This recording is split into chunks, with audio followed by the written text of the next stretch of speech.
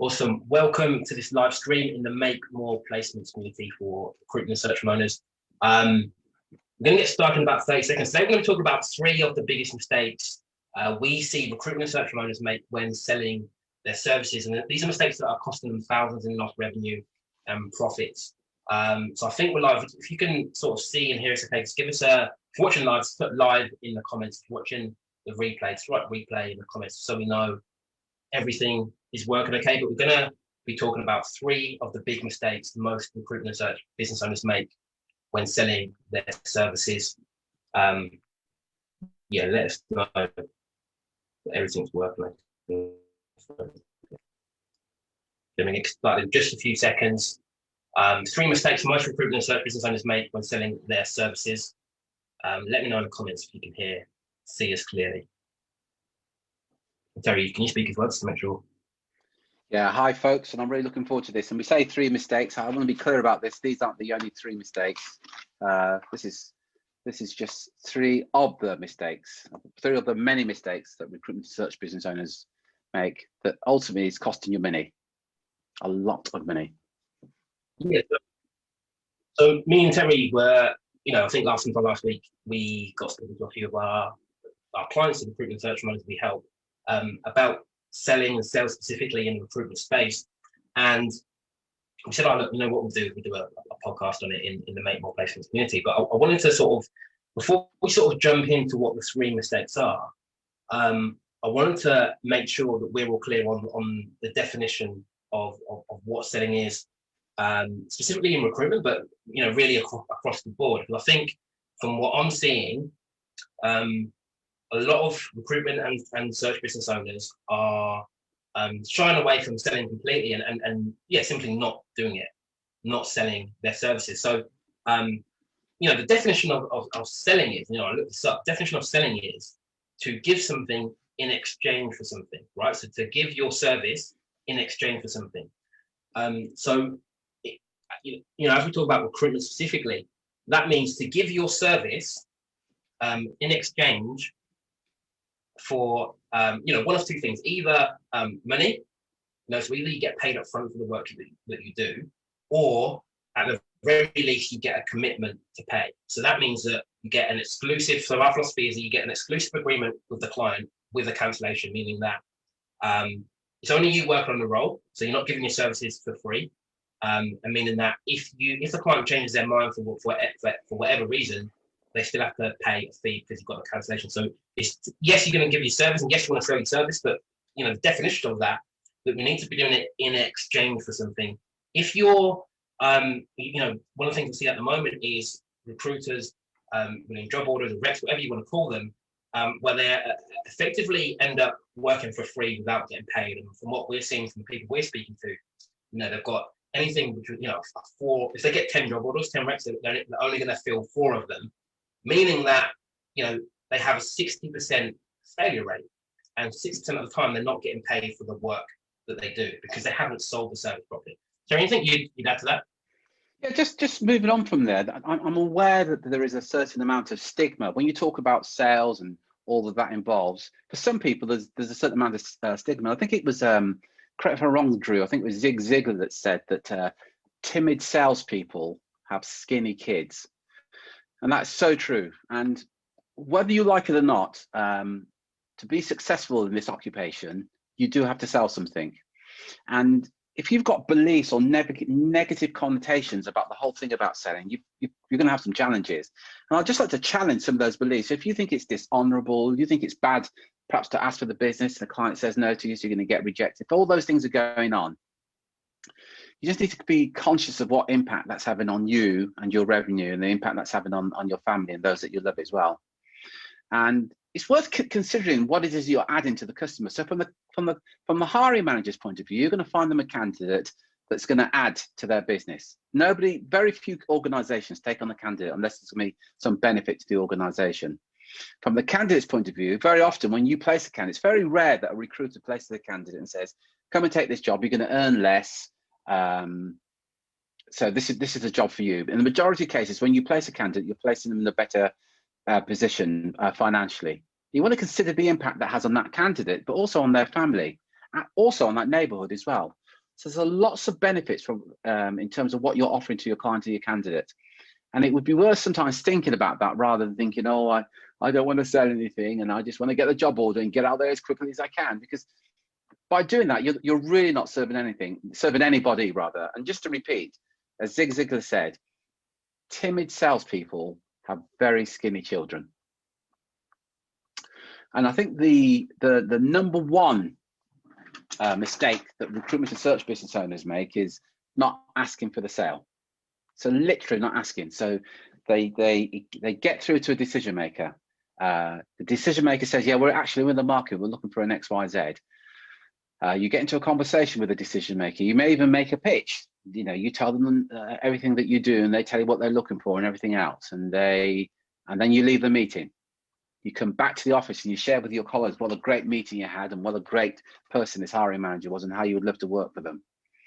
And often when I was in a search firm, the question I always ask is, did you actually ask for the business?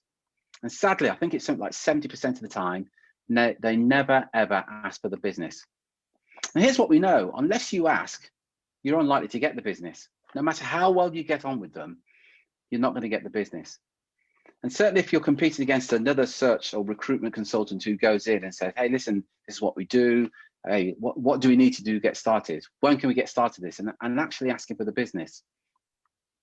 And it's a big failing if you're not asking for the business. And it's very rarely that you don't ask for the business, but the client offers to pay you or offers to buy from you. It's the basic of any sort of selling. You've got to ask for the business. And one of the reasons that people don't ask for the business is because this element of fear. See, here's what we know. If you don't ask for the business, there's no chance of you getting rejected. No chance whatsoever. So if you've got this deep-rooted fear about rejecting the client or the hiring manager saying no to you, then you think, well, if I don't ask for business, I don't get that rejection. That's not serving you or your family or your business, because ultimately you're going to lose out on that. Anything to add to that, Drew? Yeah, just want to be very clear here. We're talking about asking for the business on retained or exclusive terms with the cancellation. So you, again, when we speak to recruiters, a lot of them, the vast majority of them, want to work on exclusive terms and know that they can, they know that they can give a better service actually if they're working exclusively with a client, and they know that actually it's a better quality client if the client's exclusive to them as well, and you've got more loyalty there. So they want to have these agreements in place. They want to win retainers, they want to win more exclusive agreements, or they want an engagement fee, whatever it is. And then what happens is when they enter the sales conversation, as Terry said, because they're frightened of that rejection, frightened of getting the no, frightened of maybe losing the business completely, they simply don't ask. They're not asking the questions. And obviously, as Terry sort of said there, if you're not asking the question, you're never going to get the answer, right? So for you, if you want more exclusive or retained business, one of the shifts you need to make straight away is, almost be okay with the possibility of being rejected. Be okay with that rejection that you inevitably will get when selling. You will get rejection. You need to be okay with that. And when you're entering such a conversation, at least ask the question. And this is about, people always sort of push back on, oh, I don't really want to be exclusive, I don't want retained. This is about improving your service ultimately. This is about improving your fill rate. Like I said, if you're especially if you're contingency and you're only filling 4 out of every 10 job orders you work on, those numbers are bad. Like if we can get that to 8 or 9 or 10 out of 10, your revenue would be a lot higher. So it's in your favor and in the client's favor to ask for the exclusive or the retained agreement. Terry, anything you'd add to that? Yeah, and if you're not, and it's worth asking the hiring manager this. Look, do you want the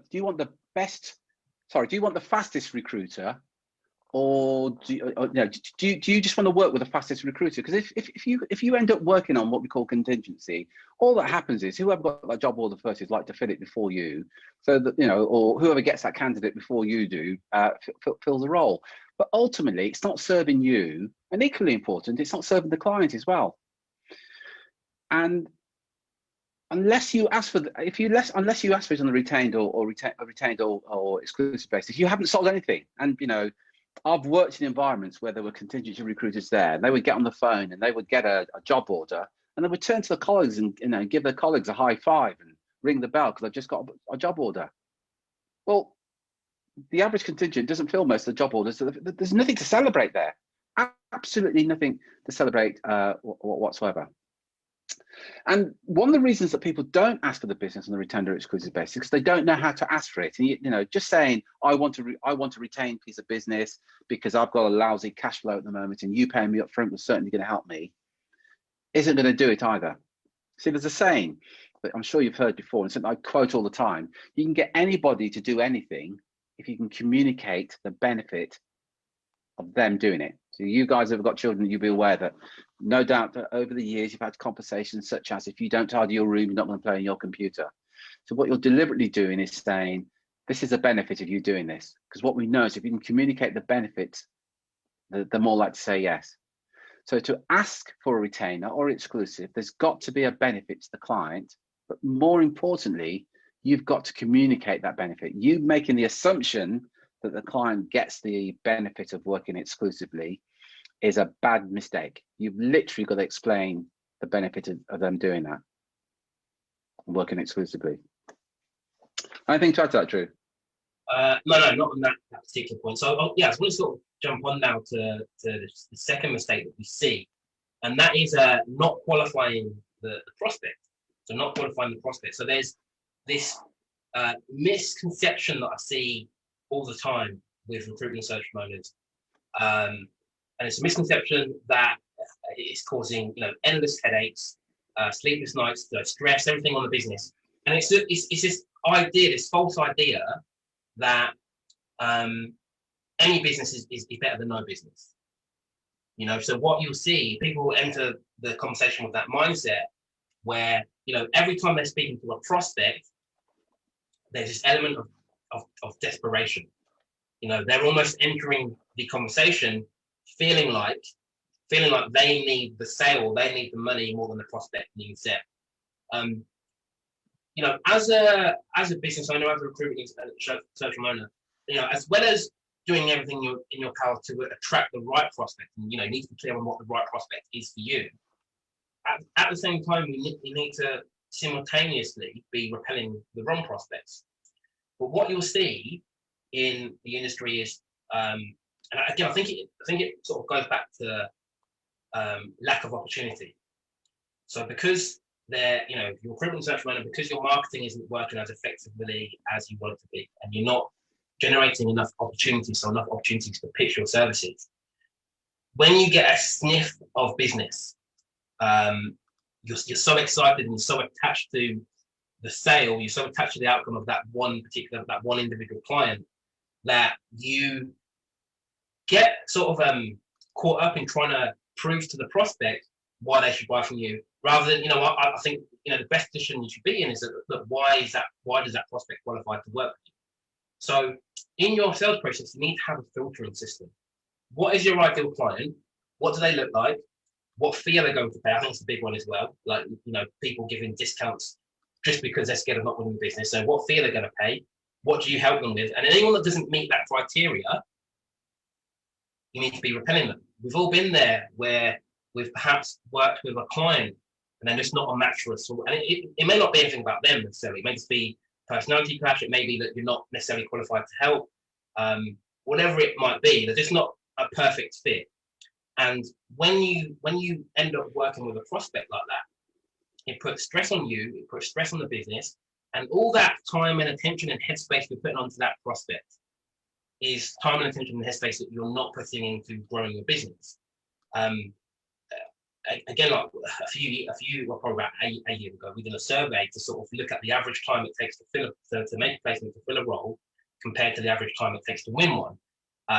And in the vast majority of cases, it takes longer filling a role than just to win one, right? So anytime you're spending filling a role with a prospect that isn't qualified, or a prospect you're not meant to serve, it's time you're taking away from getting more of the right clients. Terry, what would you add to that? Well, first of all, yeah. Give me a like or comment in the stream. Let's boost engagement a bit, help more people see this. If this is making sense, just let me know. I'll give it a like, comment, thumbs up, whatever it happens to be. Terry, and if it's not making sense, also let us know, so we can perhaps explain better everything that we haven't explained correctly.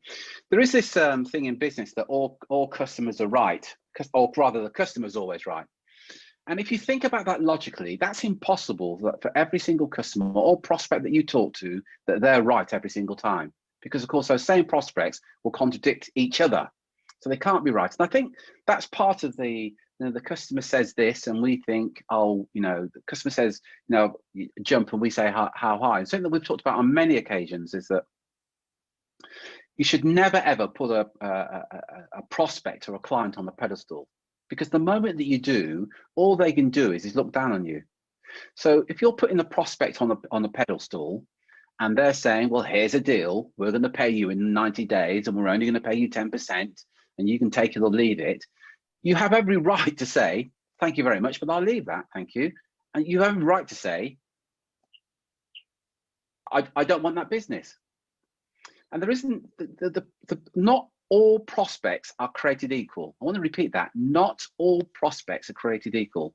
I can almost guarantee that you've worked with prospects and hiring managers who, quite frankly, were a pain in the butt.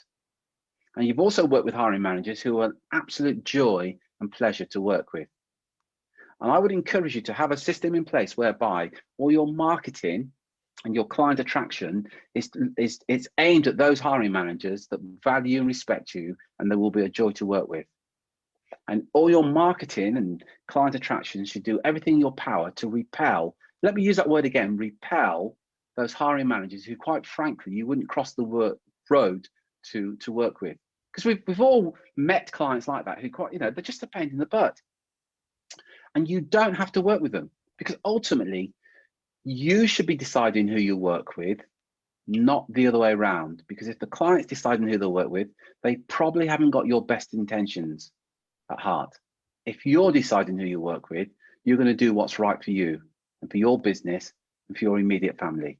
And ultimately, that's why you're set in business. So it's not about being all things to all people. It's being the right thing to the right type of prospects. So that's number two. So let's recap. We defined what selling is, and the number one was not asking for the sale. Number two is not qualifying the prospect, and we really emphasized that not all prospects are created equal. And number three is not leading the process. The number one rule in sales is that your job is to help the hiring manager make the best decision for them. Let me repeat that. Your number one is to ensure that the hiring manager makes the best decision for them. Often the best decision for them will be something that's going to take them outside their comfort zone. And part of the process that you go through is to take them outside and show them the benefits of them doing it. As human beings, we will fight to stay within our comfort zone. So, example, if you're then talking about a retainer and a percentage of the fee up front, majority of hiring managers are hyperventilating at the very thought of having to pay you up front. Some hiring managers will hyperventilate at working with you exclusively, because at some level they think there's a benefit in giving this to half a dozen of your competitors. But with the right process in place, you can encourage the hiring manager to come out of the comfort zone. And again, it's about communicating the benefit to them. But you have to lead the process. If the client's leading the process, that's not going to be good news for you. If you're leading the process in this conversation, this communication, that ultimately is going to mean good news for you and for the client as well. Because if you're leading the process and your job is to make sure they make the best decision for them, that's going to be win-win all around. The moment it's not win-win for either party, somebody's going to be pissed off about it at some level. Drew, anything to add to that? Yeah, just want to sort of speak more about that. First, number one rule of selling is to help the prospect make the best decision for them. I think sometimes there's a bit of confusion around that statement, because people think, well, the prospect wants, to pay 10%, and the prospect wants to pay in 120 days, and the prospect doesn't want to pay at all. That can't be right. That's not good for me. That's not what we're saying here, right? What we're saying is the prospect has a certain outcome that they want, right? That's the reason they're speaking to you, is because if you stick with recruitment, what they want is they want to attract that perfect candidate, or the best candidate that's available. That's the outcome they want. So we have to help them make decisions for their business, for their department, whatever it is, that are going to help them get that outcome. So one of my key beliefs is that for you as a recruiter, for you to give your best service and therefore help the client get what they want, you need to be working exclusively with the client. I don't for a second think that if you haven't got that exclusive agreement and you find the best candidate available, and rather than passing that candidate exclusively to your client, you're passing that to their competitors as well, which directly conflicts with their goal of getting the best candidate. Because obviously, if more offers there, more competition, they're less likely to get what they want. So we need to, if we know what the client's outcome is, we need to lead the process so they can understand that. They need to understand that if they want this best candidate, they need to work with you exclusively, because then you're able to give your best service, or need to work with you on retain, because then you're able to give your best service, and your best service is what gets them the outcome. But then we also need to understand that that for a lot of people, unless they're used to working that way with you before, that's going to be outside their comfort zone. It's going to feel uncomfortable because it's not what they're used to. They're used to, it could be they're used to working with somebody else. It could be, the first time they've ever used a recruiter, so they're not used to doing that. Maybe they've got an in-house team. It could be that they're used to working with people on a contingency basis. So we need to understand that. And then they're going to, if they're leading the process, they're going to fight to stay outside of their comfort zone. Everything they tell you, the process they lead you through is going to keep them outside of their comfort zone, which isn't going to get the outcome they want. So inside their comfort zone, Drew. Keep them inside their comfort zone, which isn't going to get the outcome we want. Whereas if you lead the process and we can lead them down the path to help them understand, if they want this particular outcome, this is how, you're the expert. You're the expert at finding and attracting the best candidates. They need to follow your lead. Okay, does that make sense? Makes perfect sense. And Drew gave an example there. So a question, it's worth asking a hiring manager this question in the process. I can find the candidates that you're looking for. Do you want them exclusively, or are you okay for me to share these top candidates who are highly sought after with your main competitors? Something like 97% of hiring managers say, no, I want these guys exclusively. Well, let's work exclusively then to do just that. But it is about asking those type of questions to establish what the hiring manager is looking for and getting the best results for them. And if the best results mean that you work exclusively, then that's the way it should be. If the best results is that you find the top candidates and you share them with all their competitors, and that's the best results for the hiring manager, then that's what you should be doing. Very rare that that's going to happen, if ever at all, but I'm sure you get the point. It's whatever's going to be best for the hiring manager. So just to recap, we define selling, what selling is, and unless there's an exchange, you offer a service and there's an exchange of money of some kind, you haven't sold anything. So often when we talk to recruiters, they say, I've got 20 clients. What they mean is they've got 20 organizations who give them job orders, and if they fill them, they get paid. But in the majority of cases, they don't fill the job orders, they're probably not a client. So that's what we mean by selling. The number one thing is a mistake. There are, by the way, mentioned 3 here. There are many more that we'll cover in due course. It's not asking for the sale. When I say asking for sale, asking for it on the retained basis or exclusive with some form of cancellation. Ultimately, what it means from your point of view, stop doing work that you're never going to get paid for. Unless you've asked for that and got it, you haven't sold a thing. It's as simple as that. And one of the reasons that people don't do that is because they don't know how to ask for it. And as I said, one of the ways of asking for it is to communicate to the hiring manager the benefit to them in doing so. The moment you can do that, you're going to get their attention. Over to you, Drew, to do number 2 and number 3. Yeah, so number 2 is not qualifying the prospect. So again, you need to be very clear on who you're meant to serve. And anyone that doesn't meet that criteria, don't work with them. I'm a big believer in, one of our mantras is it's your business, your rules. And, I fully believe in that. And Terry mentioned the point earlier that, when you put your prospects on a pedestal, you give them no choice but to look down on you. Yes, I can understand that, you want the money, you want revenue from the prospect, but you also need to understand that you're providing a valuable service in exchange for that. So if they're not willing to pay what your services deserve, or work in a way, considering you're the expert at this, work in a way that you think's best for getting them the result they want, then we need to sort of exclude them from the process. And number 3, you need to be leading them through the process, and understand that your job is to help the prospect make the right decision for them. What's right for them is almost always outside their comfort zone, and they will fight like hell to stay within their comfort zone. So, you know, as I said, they're sort of three of the top mistakes. I think sales and selling is something we can speak about for a long time. I think one of the problems I see in the industry at the moment is that people just aren't selling recruitment. You know, right at the beginning, the first mistake is not actually asking for that commitment from the client. And I think, you know, for me, it's easy to go out and get a job order. It's easy to go out and get a reg, and you can do that simply by asking. You know, you haven't got any vacancies, right? You get yeses, you get people say yes to that question. I think the problem with it is, though, you end up competing with multiple recruiters. Any job order you can win without actually selling. Another recruiter can go and do the same thing. When you sell, not only do you lock in the exclusivity for you, you block your competitors. You give yourself the time, space, energy to give your best service to the client. It's win-win for everybody. It's win-win for everybody. So they're the three mistakes. Listen, if you'd like our help growing your recruitment search business, if you go to makemoreplacements.com/call, that's makemoreplacements.com/call, you can book a 15-minute Make More Placement session with one of our specialists, ask you a few questions about what's going on in your business, find out what's working, what's not, and give you some clarity about exactly what you need to move to your next stage of growth, whatever that may be for you. So that's makemoreplacements.com/call. I hope you've enjoyed the session.